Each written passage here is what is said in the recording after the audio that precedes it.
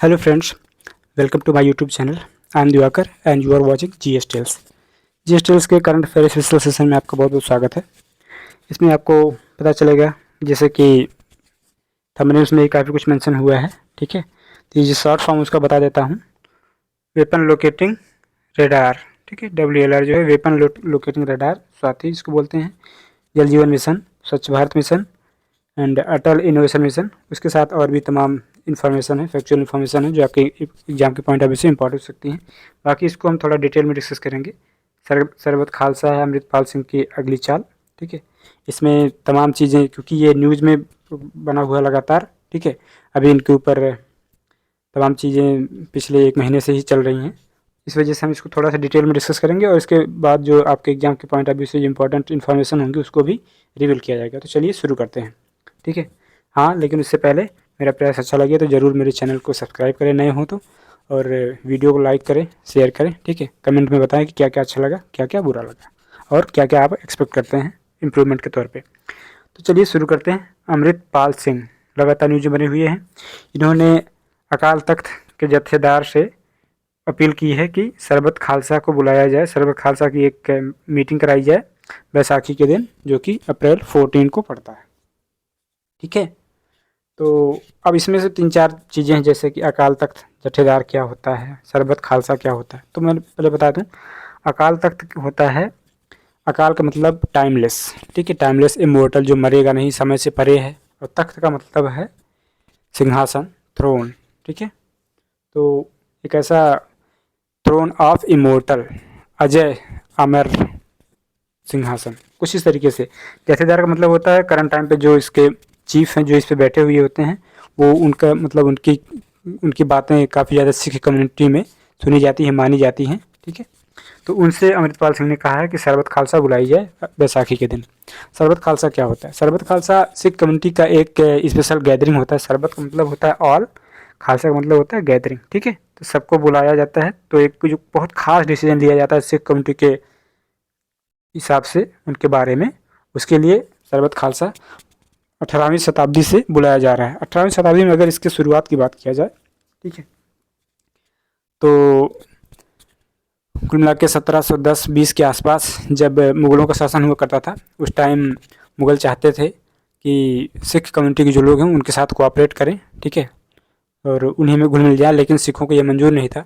सिखों को वो नवाब का तमगा देना चाहते थे, नवाब का टाइटल देना चाहते थे, लेकिन सिखों को मंजूर नहीं था। तो उसकी वजह से वो लोग इकट्ठा हुए और अपनी मीटिंग किए, सारे सिख कम्युनिटी को बुला के, जहाँ पर इस सरबत खालसा का उदय हुआ, ठीक है। सरबत खालसा का तब जाके उदय हुआ, जिसमें क्या होता है कि अब हम ये लोग डिस्कस करते हैं political, social and religious issues of great importance to the community, ठीक है, जैसे मैंने बताया।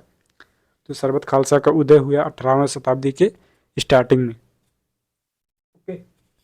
न्यूज़ ये है कि जैसे अमृतपाल सिंह ने इसके बुलाने की अपील की है, तो ये काफ़ी खास मौके पर बुलाया जाता है। इस वजह से सिख कम्युनिटी का अटेंशन इसने ले लिया है। काफ़ी मतलब खास इवेंट होता है उनकी सिख कम्युनिटी के लिए। अब सरबत खालसा जैसे मैंने एक्सप्लेन किया, इसका मतलब होता है ऑल कांग्रीगेशन, सारे लोगों का इकट्ठा होना, ठीक है। ये एक इनका ट्रेडिशनल असेंबली है of all faction of Sikh communities. Sikh समुदाय के जितने भी तरीके की जाति प्रजाति के लोग होते हैं, भांति के, उन सबका जो है असेंबली होता है। तो सारे सिख समुदाय के सारे लोग इसमें इनवाइटेड होते हैं। तो ये काफ़ी बहुत बड़ा असेंबली है, इस वजह से एक बहुत ख़ास बन जाता है। दूसरी चीज़ है, ठीक है, ये मतलब आपके यूपीएससी के पॉइंट ऑफ व्यू से ऐसा पूछा जा सकता है कि सरबत खालसा न्यूज़ में था, क्या है ये, ठीक है। बाकी किसी भी एग्ज़ाम में ये पूछा जा सकता है। तो ये एक उनके ट्रेडिशनल असेंबली है, जो कि सारे फैक्शन ऑफ सिख के लोगों को बुलाया जाता है, जिसमें वो अपने कोई important political, social and religious issues को डिस्कस करते हैं, ठीक है। मैंने बताया है कि इसको ये 18वीं शताब्दी के शुरुआत में ही स्टार्ट किया गया था। अगर थोड़े से और इसके डीप में जाएं तो आप ये देख सकते हैं, ये जब सिख मिसल्स के टाइम भी इसको यूज़ किया जा सकता था। अभी मैं आपको बताऊंगा मिसल क्या होता है, ठीक है।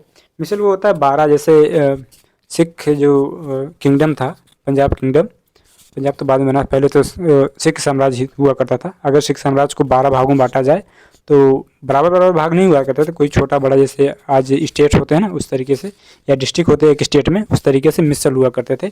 उसके कुछ मुखिया हुआ करते थे एक एक मिसल के, पावर में, एरिया में वो लोग अलग अलग होते थे। तो 12 पार्ट में ऐसे सिख जो साम्राज्य था वो बटा हुआ था। प्रत्येक पार्ट जो है जत्था या मिसल कहलाता था। ठीक है, कॉन्फेडरेसी ऑफ, अर्थात उनका कंपाइलेशन था, उनका कलेक्शन, जैसे इंडिया है ना यूनियन ऑफ स्टेट, वैसे ही सिख जो किंगडम था वो यूनियन ऑफ, मतलब यूनियन तो नहीं थे वैसे, फिर भी मतलब एक सिख कम्युनिटी के ही पार्ट हुआ करते थे, सिख मिसल्स। ठीक है, जिन्हें जत्था भी बोला जाता था।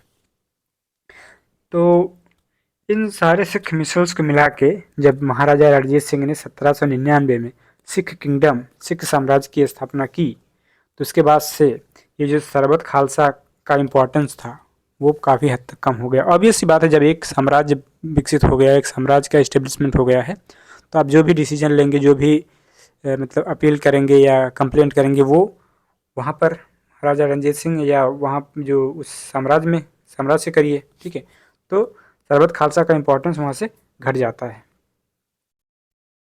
और इसी के साथ साथ जो महाराजा रणजीत सिंह ने सिख किंगडम बनाया था, उसके साथ साथ उन्होंने सिख गुरुद्वारा प्रबंध कमेटी भी बना दिया था। तो ऑब्वियस सी बात है कि जो भी कोई डिसीजन लेना होता था तो अब ये सिख साम्राज्य और सिख गुरुद्वारा प्रबंध कमेटी लेगी। सरबत खालसा का इम्पोर्टेंस कम हो गया था, हालांकि उसके बावजूद भी इसको कई बार यूज़ किया गया है। अभी मॉडर्न टाइम अगर देखा जाए तो 1920 में, ठीक है, जब अकाली मूवमेंट हुआ था इंडियन हिस्ट्री में, आपको याद हो 1920 में अकाली मूवमेंट एक हुआ था जिसे बोलते हैं गुरुद्वारा रिफॉर्म मूवमेंट। ठीक है, उस टाइम ऐसा हुआ था कि जो अंग्रेज़ों के द्वारा बैठाए गए महंत थे गुरुद्वारा के तख्त पे, वो भ्रष्ट हो गए थे काफ़ी, तो जिससे मतलब तंग आकर सिख समुदाय के लोगों ने एक मूवमेंट किया था जिसे बोलते हैं गुरुद्वारा रिफॉर्म मूवमेंट या अकाली मूवमेंट। ठीक है, 1920 के आसपास हुआ था, जिसमें उन्होंने उन भ्रष्ट महंतों को वहाँ से भगा दिया और गुरुद्वारा को अपने कब्जे में ले लिया। ठीक है, तो ये था। उसके बाद कुछ 64-65 साल बाद अगेन 1984 में ये जो है सरबत खालसा बुलाई गई, जब जो है जो सरदार भिंडरावाला जो थे, जो एक मतलब खालिस्तानी मूवमेंट को सपोर्ट करते थे, या चाइना एंड पाकिस्तान से आर्म्स ला के यहाँ टेररिस्ट एक्टिविटीज़ किया करते थे इंडिया में। ठीक है, तो उन्होंने भी जो सरबत खालसा बुलाया था 1984 में। उसके बाद से क्या हुआ, इंडियन आर्मी ने जो है ऑपरेशन ब्लू स्टार चलाया था गोल्डन टेम्पल में, जिसमें भिंडरावाले की मृत्यु हुई थी। ठीक है, अब इसके बाद क्या होता है, भिंडरावाले की मृत्यु होती है, फिर पूरे मतलब पंजाब में सिख कम्युनिटी में काफ़ी माहौल टेंस हो जाता है, थोड़ा कॉम्युनल माहौल हो जाता है। ठीक है, उसके बाद जो है हमारी तत्कालीन प्रधानमंत्री श्रीमती इंदिरा गांधी जी की हत्या ही हो जाती है उनके बॉडीगार्ड द्वारा, जो कि सिख कम्युनिटी से बिलोंग करते थे। ठीक है, फिर वहाँ से सिख दंगे भड़कते हैं, ये दिल्ली में दंगे भड़कते हैं। ठीक है, आपको अगर लाल सिंह चड्ढा वाली मूवी याद हो, उसमें भी कुछ सीन्स दिखाए गए हैं सिख दंगों से, मतलब किस तरीके से पूरी दिल्ली प्रभावित हो गई थी। अब सिख दंगे होते हैं, फिर उसके बाद क्या होता है, फिर ऑब्वियस सी बात है माहौल और टेंशन में आ जाएगा। ठीक है, तो 1986 में जो है ये खालिस्तान जो मूवमेंट वहाँ से जोर पकड़ता है। ठीक है, सरबत खालसा का अब अभी देखिए महत्व, 1984 में बुलाया गया, फिर उसके बाद ऑपरेशन ब्लू स्टार होता है, भिंडरावाले की मृत्यु होती है, इंदिरा गांधी जी की जो है मृत्यु हो जाती है, फिर दिल्ली में सिख दंगे होते हैं, फिर उसके बाद 1986 में खालिस्तान मूवमेंट जोर पकड़ता है।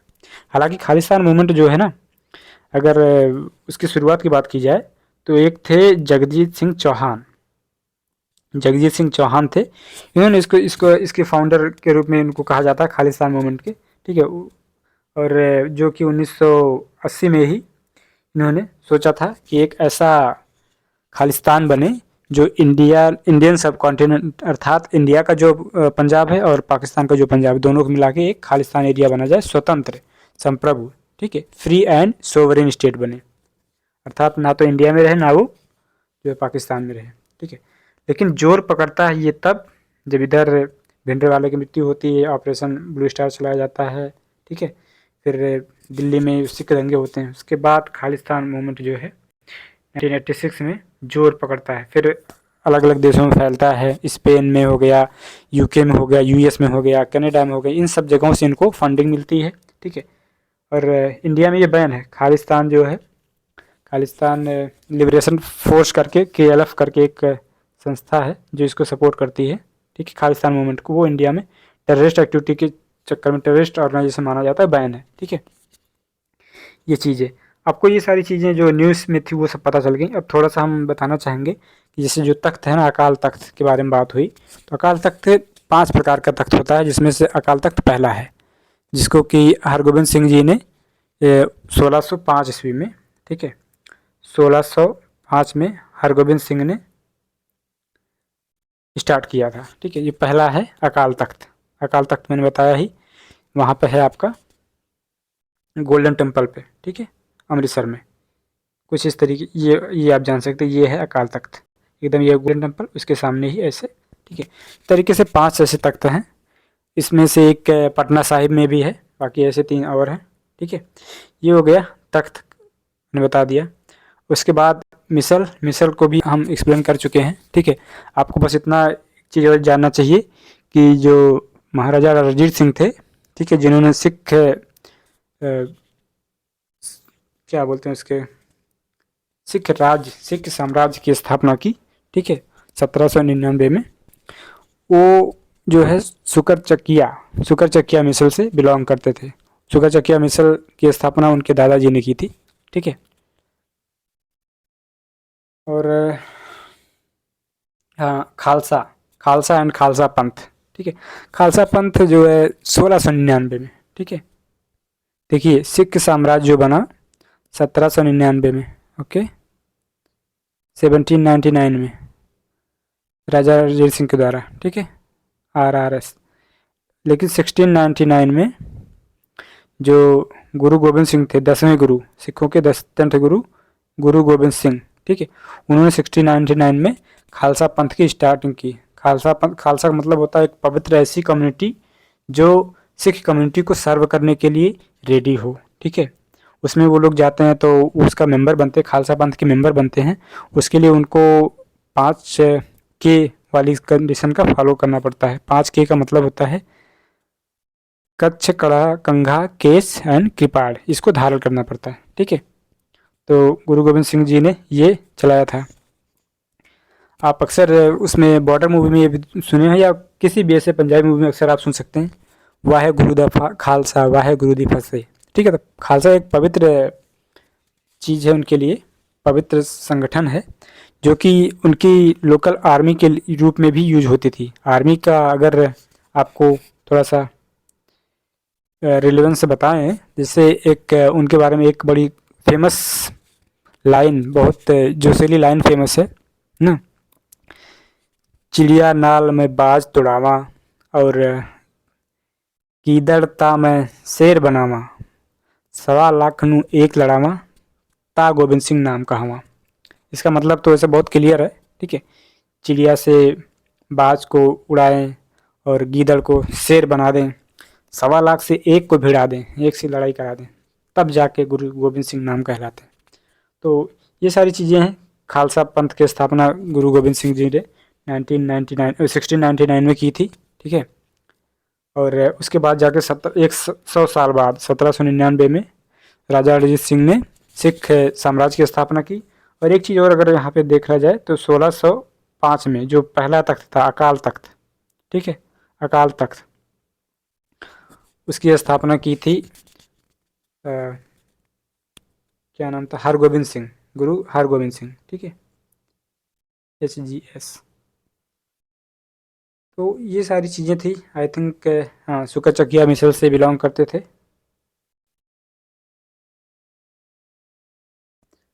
रणजीत सिंह जी। That's all. अब चलते हैं अगली न्यूज़ की तरफ। The European Space Agency ESA ने एक प्रोबो 3 मिशन लॉन्च किया है। ठीक है। प्रोबो 3 मिशन में क्या होगा, ये ऐसे दिखाएंगे कि अब जो स्पेस में स्पेस क्राफ्ट फ्लाई करेंगे वो बहुत ही प्रिसाइज फ्लाई करेंगे, अर्थात ये नहीं करेंगे कहाँ लैंडर लैंड हुआ कि नहीं, कहाँ किस तरीके से जा रहा है। अब बहुत ही प्रिसाइज होगा। तो जो भी मिशन स्पेस में भेजा जाएगा उसके सक्सेस होने के चांसेस बहुत ज़्यादा बढ़ जाएंगे। इसीलिए कहते हैं कि ये एक रिवोल्यूशनरी साइंटिफिक ऑब्जर्वेशन है जो कि स्पेस एप्लीकेशन में बहुत ही ज़्यादा हेल्प करने वाला। प्रोबो 3, ठीक है, प्रोबो 3 ईएसए में भी 3 ये शब्द हैं, ईएसए प्रोबो 3 ये जो है ईएसए का, यूरोपियन स्पेस एजेंसी का एक मिशन है, ठीक, जो ये दिखाएगा कि precision formation flying in space. से भी securities exchange board of India, ठीक है, वो एक रेगुलेटरी बॉडी है जो इंडिया में सिक्योरिटी मार्केट को रेगुलेट करती है, ठीक है। सिक्योरिटी मार्केट का मतलब हो गया वही बॉम्बे स्टॉक एक्सचेंज, निफ्टी, ये सब चीज़ें, इंडियन स्टॉक एक्सचेंज, ठीक है। तो उसने एक बनाया है कॉरपोरेट डेब्ट मार्केट डेवलपमेंट फंड, CDMDF, जो कि एक अल्टरनेटिव इन्वेस्टमेंट फंड का फॉर्म है, उसी तरीके का एक रूप है। कॉरपोरेट डेब्ट मार्केट डेवलपमेंट फंड जो होगा, ठीक है, वो इंश्योर करेगा कि जो कॉरपोरेट का जो डेब्ट मार्केट है वो all of the sudden collapse ना हो, उसको रेगुलेट करेगी सेबी, ठीक है। और जो सेकेंडरी मार्केट है उसमें मतलब लगातार वोलेटिलिटी बनी रहेगी और मतलब अनिश्चितता कम होगी, इनस्टेबिलिटी कम होगी, ठीक है। अल्टरनेटिव इन्वेस्टमेंट फंड क्या होता है? अल्टरनेटिव इन्वेस्टमेंट फंड का मतलब है, जैसे अगर आप शब्द से जाएं, एक वैकल्पिक इन्वेस्टमेंट फंड, ठीक है, मतलब कि कुछ लोग प्राइवेट एंटिटी जो होती हैं अपना फंड एक जगह इकट्ठा करती हैं, पूल ऑफ फंड बनाती हैं, फिर उसको कहीं एक ऐसी जगह इन्वेस्ट किया जाता है जहाँ पर काफ़ी ज़्यादा प्रॉफिट मिल सके, जैसे कि रियल इस्टेट बिजनेस हो गया, ठीक है, या इंफ्रास्ट्रक्चर डेवलपमेंट में हो गया, आपका वो बनता है ना, एक्सप्रेसवेज हो गए या हाईवेज हो गए, उन सब जगहों पे और अरबों करोड़ों रुपए की संपत्ति लगती है, तो वहाँ पर अल्टरनेट इन्वेस्टमेंट फंड यूज होता है, ठीक है। इसमें याद करना बस इतना ही है कि सेबी ने अनाउंस किया है कि वो कॉरपोरेट डेब्ट मार्केट डेवलपमेंट फंड बनाएंगे, ठीक है। ये एक अल्टरनेट इन्वेस्टमेंट फंड के रूप में है, ये आपका यूपीएससी पॉइंट ऑफ व्यू से इंपॉर्टेंट जाता है। अटल इनोवेशन मिशन, इसमें ये होता है कि जैसे जो इंडिया के युवा हैं, ठीक है, उनको इनोवेशन को मतलब इनोवेशन को रियलाइज़ करने का, इनोवेटिव आइडियाज़ को फुलफ़िल करने का या उनकी क्रिएटिविटी को ज़मीन पे उतारने का मौका दिया जाए, वो एक इनिशिएटिव है अटल इनोवेशन मिशन नीति आयोग के द्वारा। ये खास इंफॉर्मेशन है, नीति आयोग का मिशन है अटल इनोवेशन मिशन, ठीक है। एग्जाम के पॉइंट ऑफ व्यू से ये इंपॉर्टेंट होता है। बाकी तो इनोवेशन से आप जान ही जाएंगे कि ये fostering innovation and creativity among India youth, ठीक है। इसमें कुछ वो हो गया है, मतलब अपडेट आया है। अपडेट ये है कि इन्होंने अटल इनोवेशन मिशन ने 3 चीज़ें इंट्रोड्यूस की हैं, जैसे कि Atal tinkering curriculum, equipment manual and calendar of activities 2023-24। Atal tinkering curriculum का मतलब होता है कि जो भी आप एक्सपेरिमेंट करना चाहते हैं, ठीक है, उसका एक तरीका, उसका एक प्रोसेस आप फॉलो करें। इक्विपमेंट मैनुअल, किस तरीके से इक्विपमेंट को आप यूज करेंगे, कैसे कैसे उसका एक मैनुअल बनाएंगे, और 2023-24 में अटल इनोवेशन मिशन के थ्रू कौन कौन सी एक्टिविटीज़ होंगी उसका एक कैलेंडर बनाया जाएगा, ठीक है। अटल इनोवेशन मिशन 2016 में लॉन्च हुआ था नीति आयोग के द्वारा। ये उनका अटल इनोवेशन मिशन का लोगो है, ठीक है। इसमें एक चीज़ बड़ा इंटरेस्टिंग लगती है, ये तो ऐसे लगता है नहीं कि जैसे वकांडा फॉरएवर ऐसे वो लोग बनाते हैं, या फिर IPL में चेतन सगारिया ऐसे ही जब विकेट विकेट लेते तो ऐसे साइन बनाते हैं। नीति आयोग ने स्टार्ट किया था, ये इंपॉर्टेंट है याद करना। शेख खालिद बिन मोहम्मद बिन जायद was recently named the crown Prince of Abu Dhabi. Crown Prince वो होते हैं जो उनकी प्रेसिडेंट के बाद दूसरे नंबर, पावर ऑफ प्रेसिडेंस में दूसरे नंबर पे आते हैं, ठीक है। क्राउन प्रिंस शेख खालिद बिन मोहम्मद बिन जायद को नॉमिनेट किया गया है। वो जो है, जो करंट प्रेसिडेंट उनके हैं UAE के, शेख मोहम्मद बिन जायद अल नहयान, उनके सबसे बड़े बेटे हैं, ठीक है। और इन्हीं के बाद इनका जो है प्रेसिडेंस, पावर के प्रेसिडेंस में नंबर आएगा, ठीक है। ये बस इतना ही, किसी भी वनडे एग्जाम में पूछा जा सकता है। अप्रैल के महीने में ऐसा कुछ हो रहा तो क्या पता UPPCS ही पूछ ले। India has been facing several challenges related to sanitation, ठीक है। सैनिटेशन से जो हम बहुत सारी चैलेंजेस फेस करनी पड़ रही थी, उसकी वजह से उससे ऐसे इश्यूज से निपटने के लिए इंडिया ने 2014 में स्वच्छ भारत मिशन लॉन्च किया। डेफिनेटली एक बहुत बड़ा कदम था और बहुत बड़ा सक्सेस भी हुआ है, हालांकि कम्प्लीटली मतलब पूरी तरीके से सक्सेस अभी नहीं हुआ है इंडिया में। कहीं न कहीं ऐसे हैं जहाँ ओपन डेफिकेशन खास तौर से गाँव या देहात एरिया में आपको देखने को मिल सकता है, ठीक है। लेकिन फिर भी हाल मतलब कुछ ना कुछ करके काफ़ी 80-90% आसपास जो घर हैं गांव देहात या शहर सब जगह कवर हो ही गया है, ठीक है। इसका एम है अचीव यूनिवर्सल सैनिटेशन कवरेज, जिससे कि कंट्री ओपन डेफिकेशन खुले में शौच मुक्त हो जाए, ठीक है। लेकिन इशू क्या है, इशू यहाँ है, ठीक है। ये तो बहुत ही ज़्यादा मतलब आप देख सकते हैं तो समझ भी सकते हैं कि अभी जो स्वच्छ भारत मिशन है उसके थ्रू जो शौचालय उसका यूज जनरली एडल्ट ही मानते हैं कि हमारे लिए है, और ये जो बच्चे हैं ये ओपन में डेफिकेट कर देते हैं। और गांव में भी अभी ज़्यादा इसके लिए सीरियसनेस नहीं है, तो इन सब चीज़ों की वजह से ना ओपन डेफिकेशन फ्री का जो टैग होता है जिसमें कि शौचालय बन तो जाते हैं, पर जब प्लस का जो टैग आपको चाहिए कि अर्थात रियल में वो फॉलो भी हो रहा हो, ठीक है। ODF प्लस का स्टेटस ये होना चाहिए कि सैनिटेशन के जो प्रोसीजर है वो फॉलो होना चाहिए, मतलब कहीं भी ओपन डेफिकेशन नहीं होना चाहिए। अगर आपको वो फ्रीज याद हो पंचायत, ठीक है, अभी जो दूसरी आई उसमें वही if I am not wrong वो विनोद ही थे ना जो ज़बरदस्ती ओपन में डेफिकेट करना चाह रहे थे ताकि DM साहिबा को दिखा सके कि नहीं देखिए सचिव जी जो सही काम नहीं कर रहे हैं, सारी व्यवस्था नहीं हमको जो है शौचालय हमारा नहीं बनवाए। तो वो चीज़ ODF प्लस अगर आपको चाहिए तो सिर्फ ओपन डेफिकेशन के लिए शौचालय ही नहीं बनना, उसका पूरी तरीके से पालन होना चाहिए, ओपन डेफिकेशन बिल्कुल भी नहीं होना चाहिए, ठीक है।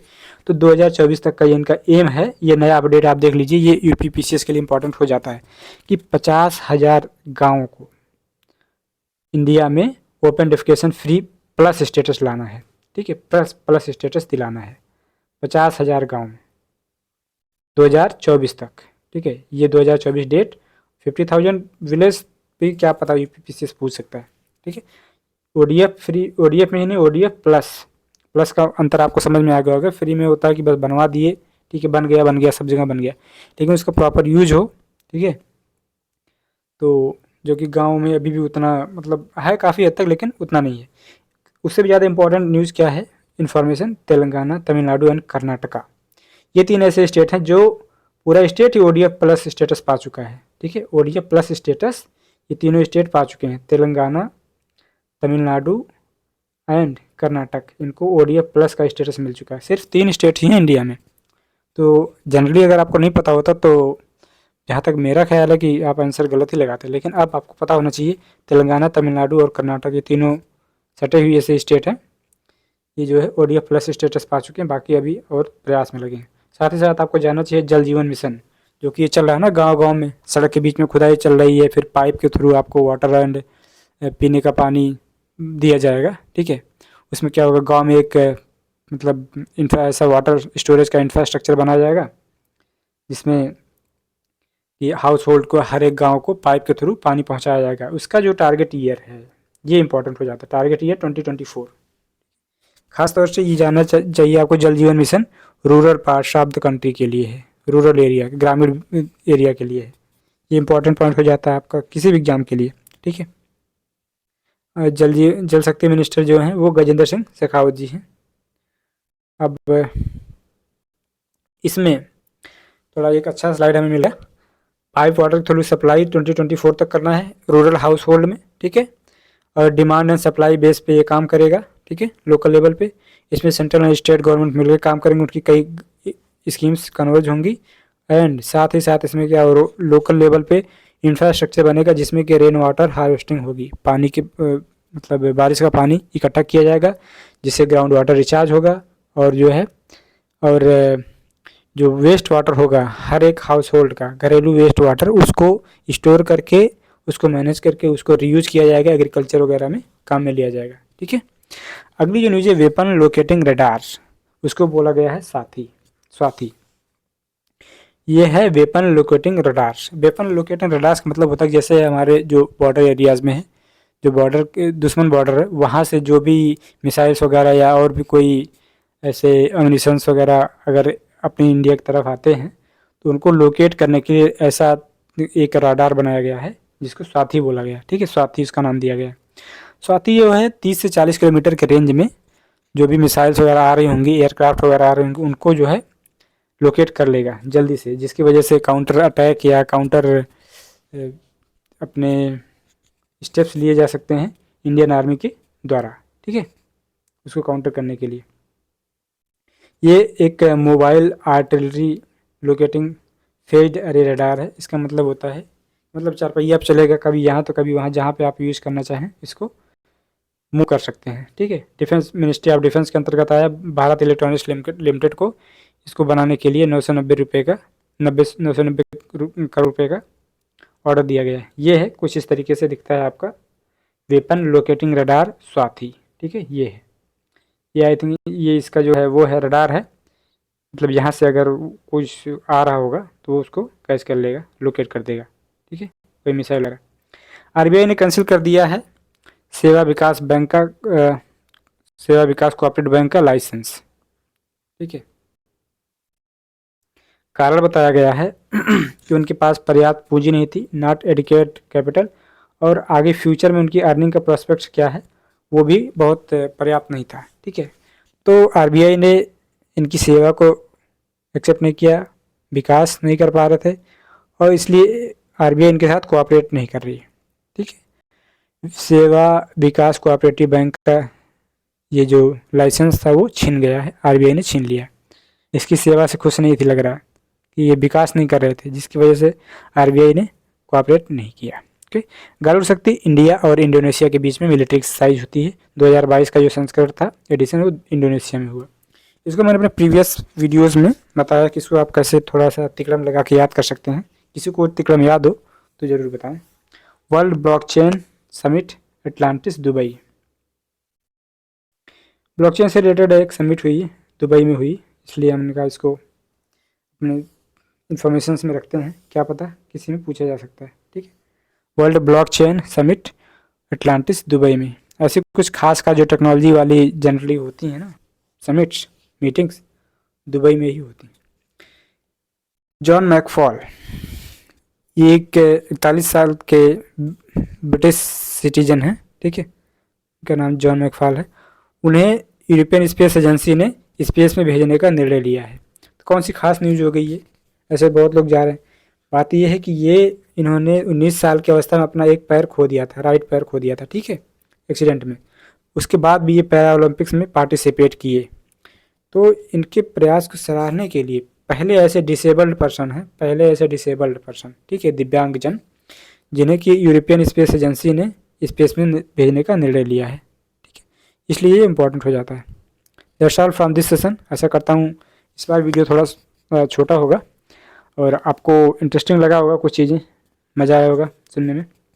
सो डेफिनेटली मेरे एफर्ट को अप्रिशिएट करें, लाइक शेयर एंड सब्सक्राइब करें, कमेंट में बताएं क्या अच्छा लगा, क्या और आप एक्सपेक्ट करते हैं।